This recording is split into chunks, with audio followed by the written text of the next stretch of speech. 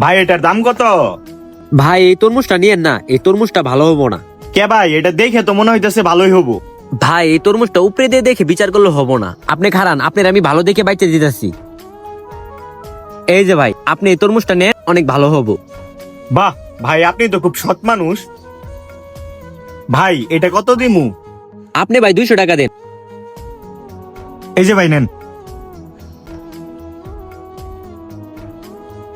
কিরে ওই লোকটা এই তরমুজটা নিবা চালো, তুই তরমুজটা দিলি না কে? ভাই এই তরমুজটা আসলে নষ্ট।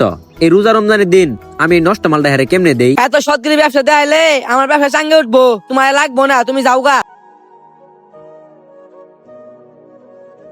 এইভাবে তাকায় লাভ নাই, তুমি অন্য ব্যবসা ধরো, যাও। একটা মাল বেচছি, এই টাকাটা রাখেন। আসলে আমরা কোনো ব্যবসায়ীরাই সৎভাবে ব্যবসা করতে চাই না। অন্তত আমরা চাইলে এই রমজান মাসের উসিলায় আমরা সৎভাবে ব্যবসা করতে পারি, কিন্তু আমরা করি না। আমি সকল ব্যবসায়ী ভাইদের উদ্দেশ্যে একটা কথাই বলবো, প্রিয় ভাইরা আমার, এই রমজান মাসের উসিলায় আমরা না হয় একটু কম দিয়েই মালামাল বিক্রি করি। সো ভিডিওটা দেখে আপনারা কে কি বুঝলেন অবশ্যই কমেন্ট করে জানাবেন, আর ভিডিওটি ভালো লাগলে অবশ্যই শেয়ার করে দিবেন। ধন্যবাদ।